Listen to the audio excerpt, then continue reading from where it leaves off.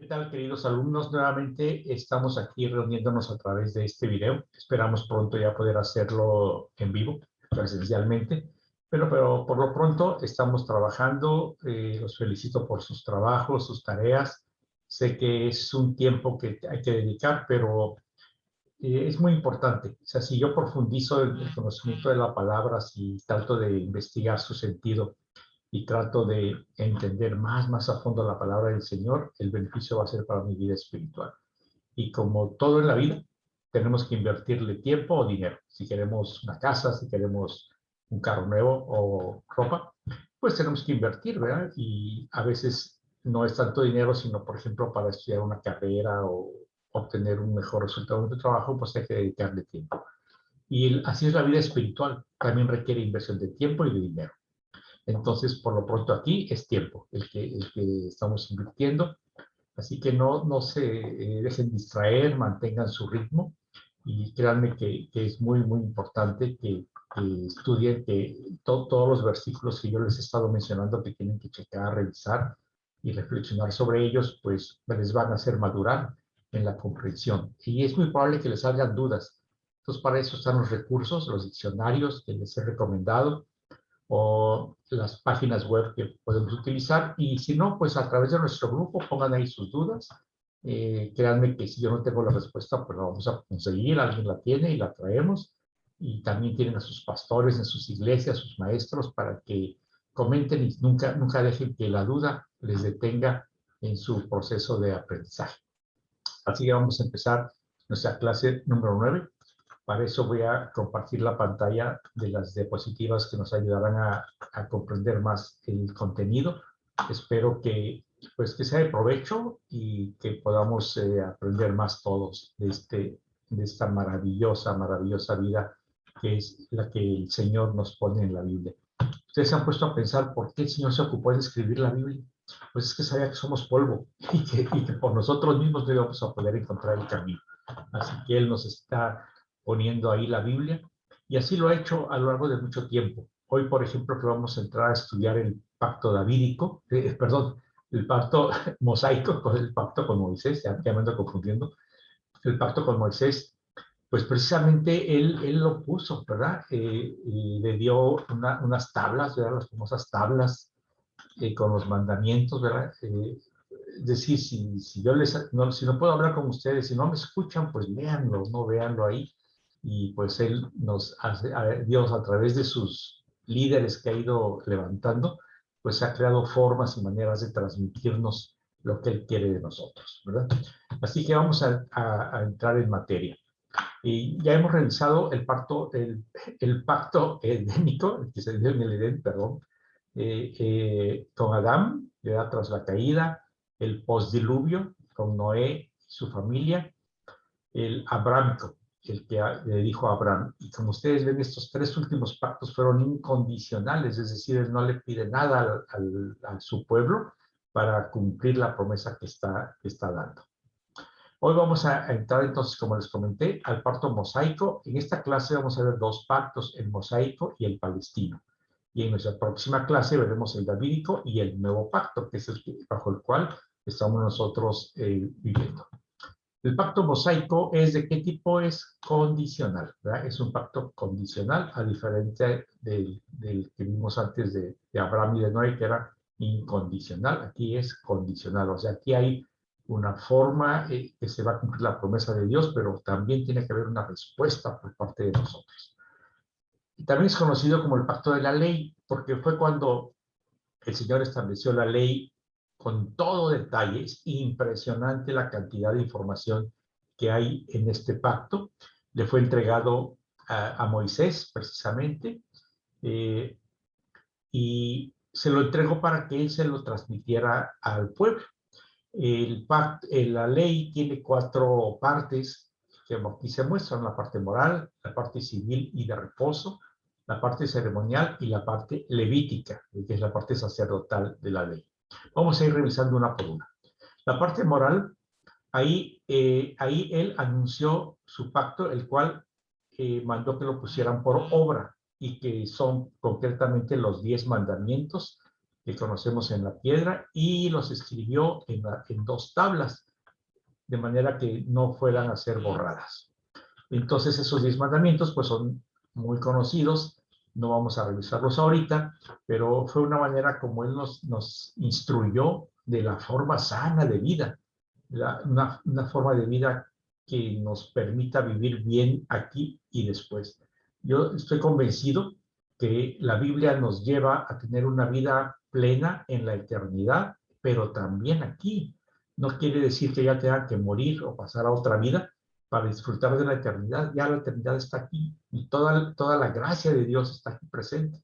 Claro, estamos viviendo bajo el mundo caído después de Adán, entonces hay dificultades, hay problemas, pero en el interior nuestro crecimiento espiritual está pleno y tenemos la manera de entender qué es lo que pasa, por qué ocurre, qué es lo que Dios quiere, y entonces vivir aquí esa vida. Entonces, los 10 mandamientos es eso, te da la manera simple y sencilla de cómo debemos vivir para tener una vida sana, con consecuencias sanas, y ir construyendo nuestra vida a la eternidad.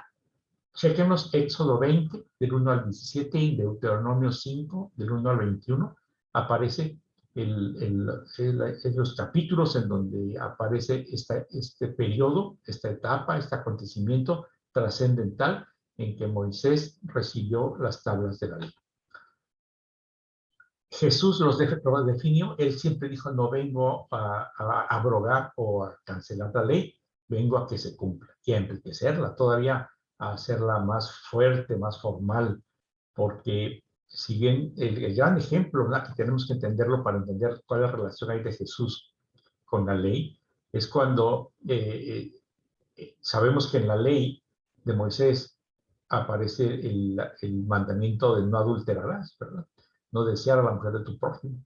Entonces, Jesús lo explicó, ¿verdad? El adulterio es tener amoríos o relaciones con una mujer que no es la tuya. Pero yo les digo, dijo Jesús, que no únicamente el tenerlo, sino el simple pensarlo, ya estás pecando. Es decir, que Jesús los llevó a un nivel más profundo allá en nuestro interior y no únicamente en los actos. Porque ese fue el problema de la ley, que el pueblo llegó a pensar que si se veía como que yo cumplía la ley ya estaba bien, pero ¿qué pasaba allá adentro? Había tormentos y por eso hay aquel dicho famoso de que como Jesús le decía a los doctores de la ley que parecen sepulcros blanqueados, porque por fuera se ven muy formales, muy metódicos y cumpliendo con todo, pero allá en la moral, en la parte que no se ve, pero que existe en nuestro interior, pues puede haber toda podredumbre, ¿verdad? Después, la segunda parte de la ley habla de la parte de los derechos civiles y el reposo. Es decir, hay una cantidad enorme de disposiciones para poder lograr que haya una buena administración de la justicia, los derechos de propiedad, el cuidado de los pobres. Dios siempre ha estado atento a los pobres. El castigo para los criminales se vuelve a plantear desde Noé, quedó establecido y lo volvió a poner aquí como para hacernos pues, sentir la importancia de no ser un criminal, ¿verdad? Es decir, el que puedas respetar el derecho de los demás, el que no tomes los que no te corresponden. Luego también hace mucho énfasis en la pureza de las relaciones interpersonales, da una serie de restricciones dietéticas e higiénicas que pues no nos da tiempo aquí de revisarlas, pero en Éxodo del 21 al 24 ustedes pueden checarlas y ver cómo el Señor siempre, desde entonces, ya estaba preocupado por nuestra salud y bienestar. También existe la observación del día de reposo como una señal, ¿verdad? Ahí en Éxodo 31:12 específicamente habla de esto. Cuando en el Nuevo Testamento quedó anulado, ahí ya no hay la situación en Hechos 27, Romanos 14, Gálatas 4 y Colosenses 2. Aquí ustedes pueden verlos en el pie de la página, los versículos en donde lo pueden verificar, en donde ya no es aquello de que es el sábado. Aquí hay una situación. La palabra en hebreo sabbat quiere decir descanso, reposo. No quiere decir sábado, quiere decir día de reposo.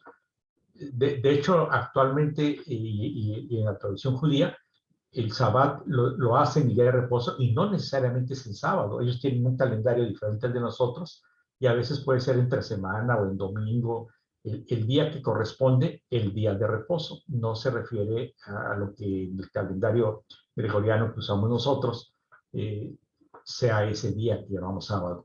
Ya fue una asociación lingüística del Sabbat al sábado, pero no tiene que ver con eso, ¿no?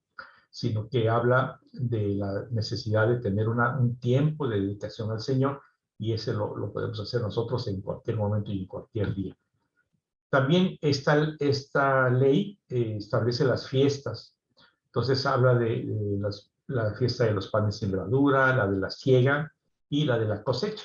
Son las tres fiestas importantes y únicas que la tradición judía tiene, y que pues, obviamente se sigue manteniendo a nivel de la cultura del pueblo de Israel. Entonces, como ven, el Señor aquí estaba ya estableciendo cuáles son los lineamientos para la civilidad y el reposo en la vida del pueblo. Aquí es importante observar que esas leyes son vigentes independientemente de la existencia del tabernáculo o del templo. Es decir, no tenía que hacerse ahí, sino que debe observarse en su totalidad sin importar el lugar donde se encuentre la persona. Entonces, no importa dónde estén, aunque no estén en el templo ni en el lugar de adoración, tenían que estarlas obviamente cumpliendo. Y esto es obvio porque en realidad se refieren a la forma de vivir. Así que aquí nos habla el Señor de la importancia de llevar nosotros, dentro de nosotros, independientemente del lugar donde estemos, continuamente tu fe, continuamente tu dedicación al Señor. No da lugar a perdón o reconciliación, ya que la sentencia es la muerte inmediata. O sea, cualquier violación a estos mandamientos, pues es la muerte inmediata. Chequenos, números 15-30, está ahí descrito. Después vamos a la parte ceremonial. Aquí el Señor también establece los lineamientos para todas las ceremonias que se llevan a cabo como una forma de alabar y de venerar a Dios. Entonces, principalmente, como vemos aquí en el punto 2, estaba relacionada con la expiación del pecado. Es decir, aquí vemos cómo llevan un cordero las personas que se dirigen a la ceremonia. Entonces estaba relacionada con la expiación del pecado, o sea, con el perdón del pecado o la limpieza del pecado. Cada uno de esos animalitos, corderos, al ser sacrificados, lavaban el pecado, pero aquí se debe tomar en cuenta que en la tradición que se estableció en el pueblo judío, pues era cada año llevar el animal y sacrificarlo para cubrir temporalmente los pecados cometidos. Solo temporalmente, porque no tomaba en cuenta el pecado original, el pecado que hemos heredado de Adán, no lo toma en cuenta del ser humano pecador por nacimiento, sino únicamente lo hacía para cubrir temporalmente los pecados cometidos en relación con la ley que estaba establecida en el pueblo judío. Una situación importante desde la aceptación que Dios tuvo del sacrificio de Abel, quedó establecido que se requiere expiación con sangre. De hecho, desde antes, desde que Adán y Eva pecaron, el Señor los cubrió con unas mantas de animales. Quiere decir que para quitar esas mantas de animales hubo que sacrificar a los animales y por lo tanto hubo sangre. Entonces, siempre en todos los sacrificios, hasta en esta época, en el alcance del Antiguo Testamento, había expiación con sangre, o sea, que quedaba perdonado, lavado, limpiado, solamente si había derramamiento de sangre. Levítico 17:11 les puede dar mayor referencia. También queda establecido que hay un solo lugar, un solo santuario. Eso se quedó en la tradición judía y por eso es que todo el mundo en la tradición de esa cultura es que deben ir a Jerusalén para hacer su trabajo de expiación. Y en aquella época así eran las grandes peregrinaciones para llegar ahí, ya que si hacían el sacrificio en cualquier otro lugar, pues no era válido, ¿verdad? requiere un juramento de no de estar totalmente convencido del perdón, ¿verdad? Recibido. Y también la ley pues requiere obediencia absoluta, es decir, si tú faltabas en alguno de los artículos de la ley, ya habías fallado por todo. Por eso sabemos pues que esta ley era una ley que no era posible cumplir, porque por la misma naturaleza humana de imperfección, pues era imposible que pudieran cumplir con todos los requisitos de la ley. Ahora, ¿cuál es la promesa del Señor? ¿Verdad? Si ustedes cumplen con esto, entonces van a tener el premio, van a tener la recompensa de que van a vivir en la tierra prometida. Nehemías 1, del 5 al 8, viene ya la mención de que el pueblo elegido iba a estar un día en la tierra prometida. Y la otra gran promesa del Señor, Éxodo 19:5 y Deuteronomio 29:10 al 13, es que seremos posesión de Dios. Ustedes son mi pueblo elegido y son de mi posesión. Oiga, pues qué maravilla ser posesión de Dios, ¿no? Y cuando nosotros traemos a colación esto en la vida cotidiana y le encargamos a una persona, por ejemplo, que alguien nos pide prestado el carro y se lo presto y yo le digo, bueno, trátalo como si fuera tuyo. Es decir, cuando algo es de mi propiedad, yo me esfuerzo en tenerlo, en cuidarlo, en darle mantenimiento, en limpiarlo, etc. Entonces, imagínense Dios con sus posesiones que no quiere hacer. Pues qué maravilla que necesita yo y que sea posesión de Dios, ¿verdad? También otra promesa para el pueblo de Dios es ser un reino de sacerdotes. Y yo estoy feliz con esto porque nosotros somos adoptados en el pueblo de Dios y por lo tanto estamos destinados a ser un reino de sacerdotes. Y el sacerdote es aquel que es intermediario, que puede tener contacto y acceso al Señor y a sus instrucciones, a su consuelo y a todo su poder, su amor directo e inmediato, ¿verdad? Por lo tanto, la gran promesa es que Dios obraría maravillas en el pueblo y a través de ellos, a través de nosotros. Y yo me apropio de esta promesa de que Él estaría haciendo maravillas en mí y a través de mí. La promesa fundamental que viene como resultado de la obediencia. Por lo tanto, ¿cuál es el resultado de esto? Prosperidad e impacto. Y si esto lo podemos llevar a nuestra vida personal, pues en realidad así es. Jesús mismo lo confirmó después cuando mandó a sus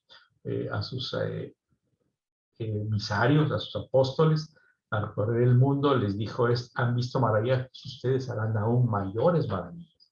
Y lo hemos visto porque a raíz de ese trabajo de los apóstoles hasta este tiempo, pues oigan, hay maravillas increíbles que han sido desarrolladas en nombre de Jesús. Y si lo vemos, esta promesa en el pueblo de Israel, pues es un ejemplo mundial en muchas cosas. Actualmente, en lo que ahora es el país de Israel, en tecnología, en medicina, en una serie de avances en agricultura, en economía, que pocos países pueden hablar de eso. Juan, lamentablemente no tenemos el tiempo, pero les recomiendo echar una vista a la historia mundial en donde se ve la influencia que ha tenido Israel en todos los ramos de la ciencia y de la cultura humana, ¿verdad? Han sido israelitas, judíos, personas claves en mucho desarrollo de la humanidad.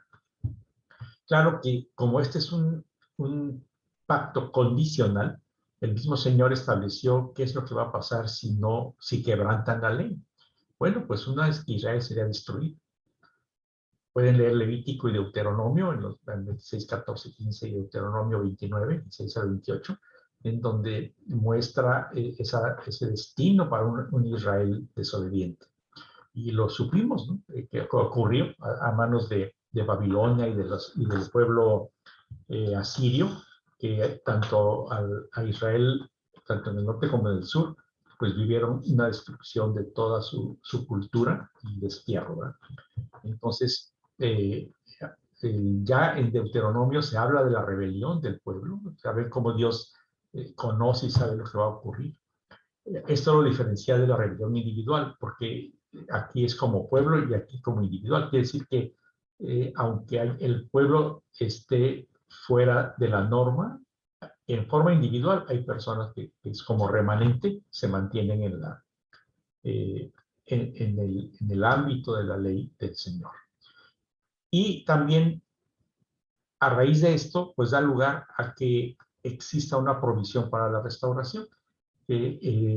Después de vivir todas esas consecuencias de la desobediencia y del quebranto, finalmente el Señor hace una provisión con hombres de él para restaurar nuevamente al pueblo. De manera que aquí, desde entonces, en este pacto ya estaba establecido lo que veríamos más adelante en la historia del pueblo de Israel. Después, la parte levítica. Recuerdan que la ley tenía 4 partes. Aquí está la 4ª parte. Esta se refiere a la parte sacerdotal. Esta función levítica fue asignada a la tribu de los levitas, los descendientes de Leví, una de las 12 tribus de Israel, que fue sellado por unción y sal para señalar esa bendición y ese poder en ellos, que significa la unción y la sal, para que se encargaran de hacerlo. Habla de diferentes grados del servicio levítico. Obviamente ninguna otra de las tribus, ni nadie que no fuera de la familia de Aarón, podrían hacer la labor de sacerdocio en el pueblo.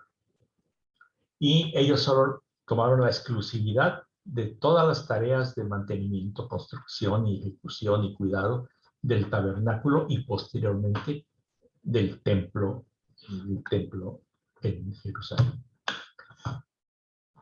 El otro pacto es el pacto palestino. Este pacto es un pacto incondicional, aunque sí hay ciertas condiciones generacionales, pero en realidad es un pacto tan incondicional que ya se está cumpliendo. Ahorita vamos a ver cómo ocurrió esto. Les encargo lean Deuteronomio 30, del 1 al 10, en donde se establecen las condiciones de este pacto. Ya ahorita leímos que el Señor previó las desobediencias de Israel, los destierros, ¿no? Como hace rato dije, en Babilonia casi prácticamente 70 años, o a Siria cuando invadió, destruyó y se llevó al pueblo del norte. Entonces, a pesar de todo eso, a pesar de todos los fracasos, ya en la era moderna, digamos en el siglo XX, se vivió el genocidio que cometió el pueblo alemán, dirigidos por Hitler, contra el pueblo judío, precisamente todavía con ese afán de ir en contra de esta nación de Dios. Sin embargo, a pesar de todos los fracasos, a Israel se le promete que volverá a la tierra prometida. Es decir, esto ocurrió tanto en la antigüedad como en nuestros tiempos, en el mundo contemporáneo. Amos 9, profeta, capítulos 14, 15, narra esta provisión que el Señor estaba haciendo, ¿verdad? Dándole la seguridad de que viviría en su tierra, en Canaán, en esa tierra prometida que Dios prometió desde Abraham y luego a Moisés lo condujo con su pueblo, y viviría allí en seguridad y con bendición y que nunca será dispersado nuevamente. Esta promesa de que nunca será dispersado nuevamente, lo hemos visto en este momento tan presente, ¿verdad? Entonces, regresando a las etapas de ese pacto palestino, básicamente es primero hablar de la dispersión, ya lo comenté, en Babilonia y luego a Siria. Luego tiempos de arrepentimiento y restauración, o sea, cuando el pueblo estuvo fuera de su territorio y bajo otra cultura y bajo otra autoridad y otros dioses, fueron los tiempos de arrepentimiento y restauración. Fue cuando ellos lograron hacer el cambio interno y comprensión y que hizo posible el regreso, la recolección de Israel, es decir, de esa dispersión fueron recolectados nuevamente y se restauró Israel a su tierra. Y a raíz de eso vino una conversión espiritual y una restauración nacional que le dio mucha seguridad y sobre todo prosperidad como nación, eh, haciendo que después de ese episodio tan tremendo, imagínense lo que significa que todo el pueblo sea apresado y llevado a otro país, otra cultura, otro lenguaje, y que ahí estuvieran sujetos como esclavos y después eh, pues debe ser tremendo, ¿no? Yo, pues no llevo acaso imaginármelo, pero pues ya estamos acostumbrados a vivir donde vivimos y que te lleven a otro lado. A veces nos cambiamos de ciudad y nos sentimos ajenos y desamparados, pues en estas condiciones fue realmente un golpe fuertísimo. Bueno, pues le sirvió porque cuando regresaron empezó a crecer el país nuevamente, a fortalecerse espiritual y a restaurarse y llegó a una etapa de alta culminación, ¿no? Cuando David fue el rey y entonces unificó al norte y al sur de Israel y fue una nación poderosísima y siempre en manos de Dios. Y por el contrario, y al mismo tiempo, quiero decir, al mismo tiempo hubo un juicio divino para sus opresores. Es decir, aquellos que atentaron contra el pueblo de Dios vivieron las consecuencias y fueron totalmente oprimidos a su vez, ¿no? Y lo que les comentaba, la última diáspora o la última vez que fue dispersado el pueblo de Israel fue en 1940, más o menos, ¿verdad?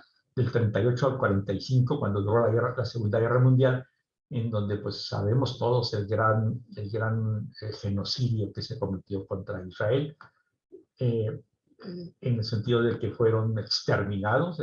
Hitler se sabe ahora, ¿verdad? Cuando uno empieza a estudiar el pensamiento de esa época, que una de sus razones de ser era eliminar al pueblo judío. O sea, definitivamente el objetivo de los nazis era terminar, que no existiera, que desaparecieran completamente del globo terráqueo. Por eso los mataban en masa, ¿no? En los campos de concentración, en las cámaras de gases, con fuego, de una forma espantosa, ¿no? Porque era el demonio queriendo acabar con el pueblo de Dios.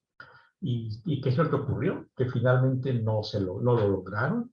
Hubo una unión de todas las demás naciones y Alemania fue derrotada. Y cuando vino el fin de la Guerra Mundial, se crearon la Liga de las Naciones, que después se convirtió en las Naciones Unidas, pero la guerra terminó en 1945 y 3 años después, impresionantemente, oh my God, resulta que fue declarada oficialmente la condición de Estado de la nación judía de Israel y se le asignó un territorio, porque obviamente cuando Israel fue tan perseguido en el siglo pasado, pues desapareció su territorio, o sea, pues no había nada, o sea, todos los países empezaron a repartirse el territorio y entre ellos Palestina, ¿verdad?